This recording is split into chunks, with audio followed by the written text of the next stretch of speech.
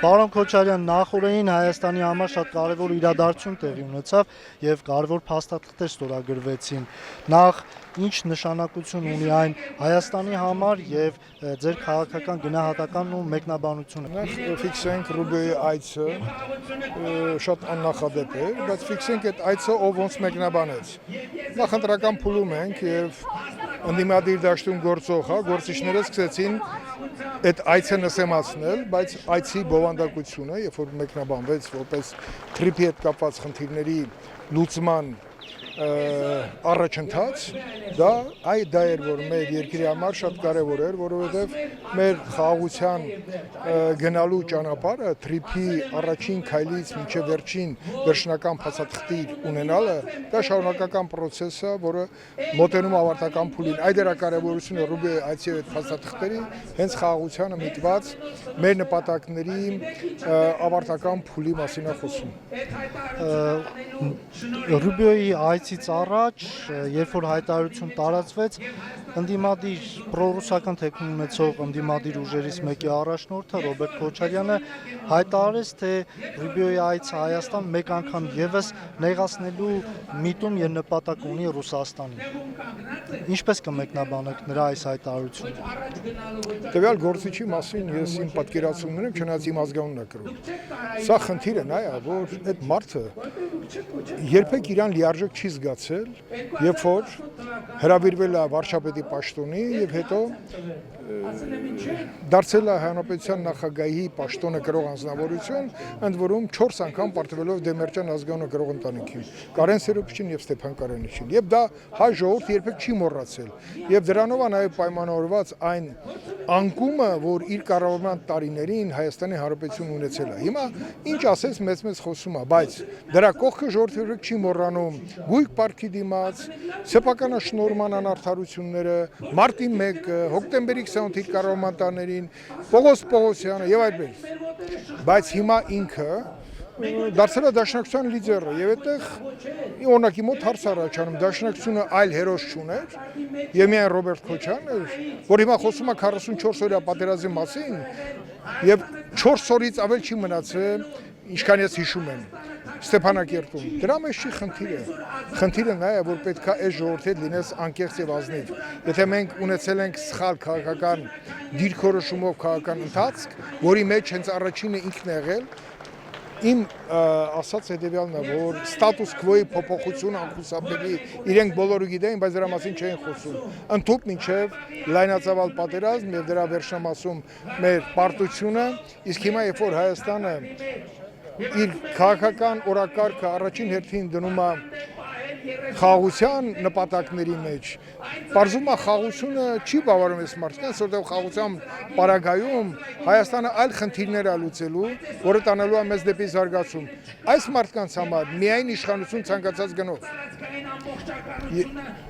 Պարոն Քոչարյան, նշված գործչին, երբ որ լրագրողները հարցնում են, նա պատասխանում է, որ իմ կառավարման տարիներին, իմ կառավարման օրոք Հայաստանը ոչ մի միլիմետր չի զիջել, Հայաստանը տնտեսապես զարգացել է, Հայաստանը կառուցել է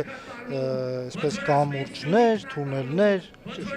Կամուրջներ, թունելներ կառուցվում է հիմա։ Իր կառավարման տարիներին ժողովրդի միջից հանվել է հավատը։ Հավատը իր քվեի, իր ապագայի, իր ընտանիքի նկատմամբ։ Պարզ է, չէ, որ այդ կառավարման հոկտեմբերի 28-ը իր եւ իր հաջորդի կառավարման տարիները եղել են նահանջ տարիներ, մարդկանց միջից հանվել է հավատը։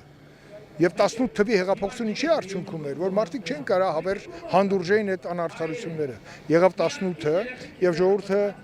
ունեցավ հավատի վերականգնման հնարավորություն։ Դրանով է բացատրում 21 թվի ընտրությունների արդյունքները, որտեղ պարտությունից հետո իրենք բոլորին թվում էր, որ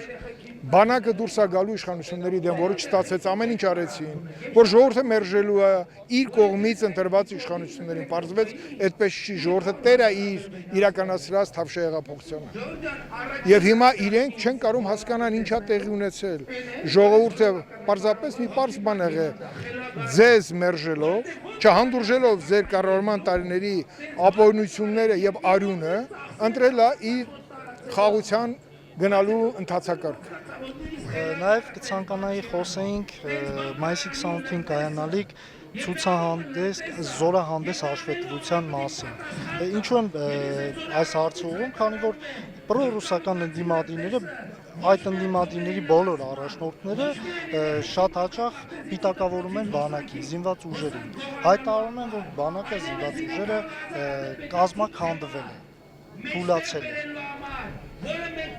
Հիմա բաղը բոլորը կտեսնեն, թե ներկայիս իշխանությունները ինչպիսի միջոցներ են դրել նոր բանակ ունենալու համար եւ ինչ բարեփոխումների հսկայական ծավալի խնդիրներ են լուծել նաեւ օրենսդրական դաշտում, սպառազինության դաշտում, կրթության դաշտում, ապագայի դաշտում եւ հիմա ձևավորվում է նաեւ մեր զինված ուժերի կադրային էլիտան, որը ամենակարևոր ձեռքբերումն է լինելու մեր համար։ Այլևս անցյալում են մնում խնամի բարեկամ զինվորական բարձր պաշտոններ նշանակելը եւ հարստանալը։ Հիմա դրված է մեխանիզմներ, որ ամեն մի այսօրվա երեխան, որը որ ցանկություն կունենա ստանալ զինվորական կրթություն եւ ոչ միայն զինվորական, օգտվի այդ ծրագրերից եւ դառնա մեր բանակի ապագան կերտող էլիտայի կրողը, դա ունի այդ հնարավորություն եւ հնարավորություն են բոլորը։ Դրա համար էլ Վազգեն Սարգսյան ակադեմիան, եթե 18 թվականին ընդունում են մատերի վրա հաշված դիմորդներ, այսօր արդեն 150-200 դիմորդ կա ամեն տարի եւ դա անդադ ավելանում է, որտեվ հեռանկարը դրված այդ նպատակի մեջ։ Հիմա իրենք վաղը բոլորս կտեսնենք եւ հիմա էլ ասում են ինչ եք անում այդ շքերթը։ Այդ շքերթը պարտված երկում, այո, շքերթը պարտված երկրի համար շատ կարևոր է, երկիրը, երկրի ժողովուրդը տեսնի, թե այս տարիների ընթացքում ինչի ենք մենք հասել նաեւ մեր անվտանգային մարմինների այս փոփոխությունների տրամաբանության տեսանկյունից։ Նաև դա միայն բանակը չի։ Անվտանգության բոլոր կառույցները, բոլոր զուգահեռ մենք բարձրացնում ենք, շտկում ենք, ուղղում ենք։ Մի պահ նեղված էին, որ ատեստացիայի միջոցով աշխատավարձերն է բարձրանում, հետո սկսեցին նեղվել ուրիշ բարեփոխումներից, որովհետև իրենք դա չեն արել։ Այդ հնարավորությունները նաև իրենք ունեն, բայց իրենց հնարավորությունները տալել են դեպի գետնի վրա բաներ սարքել, առանձնատներ,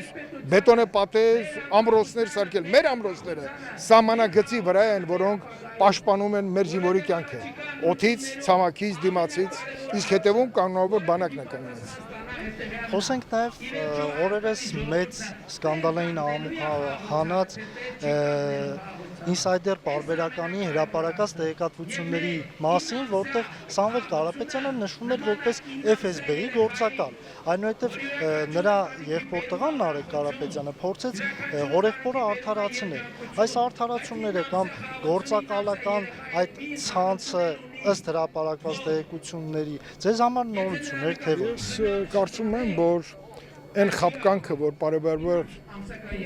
դրվում էր Հայաստանում իշխանությունների դեմ պայքարի մեջ մարդկային դեմքերով։ Դրանք բոլորը փուչ դուրս եկան եւ այսօր պատահական չէր իմ համար, որ զայնային հաղորդագրություն տարածվեց Բաքվի վերցի Ռուբեն Վարդանի կողմից, բոլորը շատ վիրավորական արտահայտություններ են պահանջում այն իշխանությունների նկատմամբ, որոնք ունեն լեգիտիմության մենաբարձր աստիճանը, մեկ էլ մենք ունեցել ենք 90-ականներին առաջին նախագահի ընտրության ժամանակ բարձր լեգիտիմություն ունեցող իշխանություն։ Եվ հիմա այդ իշխանությանը բոլորը ատում են։ Եվ երբ որ դու նայում ես, թե ինչպիսի միջոցներ է ծախսվում մեր երկրի դեմ օգտագործող նարատիվների մեջ, սկսած 300,000 ադրբեջանցիների վերադարձի, մեր կատարած բարեփոխումների սին լինելու մասին, երբ որ դա հողի վրա բոլորը տեսնում են, ամսի 28-ին էլ կտեսնեն եւ ոչ միայն բանակի հետ կապված։ Դա ապահովագրություն լինի, կենսամակարդակի բարձրացում լինի, կրթություն լինի, ամենտեղ։ Նույնիսկ ուզում են չնկատեն, որ մանկապարտեզը դպրոցներ ու կառուցում են, ասում են դա էլի նախընտրական նպատակ ունի։ Դուք էլ ունեք ընտրությունների նպատակ, բայց դուք ժողովրդի քվեն արհամարելով, դուք այդ միջոցները ուրիշ նպատակների համար եք ծառայեցնում։ Հիմա Սամվել Կարապետյանը թե ինչ կասի, ինչ չի ասի, այնուամենայնիվ ինքը ամբողջությամբ Հայաստանից գնալուց հետո չի դարձել Հայաստանի լիարժեք պուլսը զգացող մարդ։ Իր գյուղի պուլսը, խոսում է գյուղի բարբառով, բայց ամենօրյա չի հասկանում, որ Հայաստանում շատ բան է փոխվել։ Հիմա ինքը վերադարձել է իշխանության դեմ գործողություններ իրականացնելու ծրագրով։ Այդ ծրագիրը Իրանը չի համոզված եմ, բայց այդ ծրագրի հետևում ինչ մենք տեսնում ենք, մեր ժողովուրդն է տեսնում, որովհետև ինչքան շատ խոսի, այնքան շատ պարզ կդառնա իրենց նպատակները եւ իրենց պատկերացումները ընդհանրապես մեր երկրի ապագայի մասին։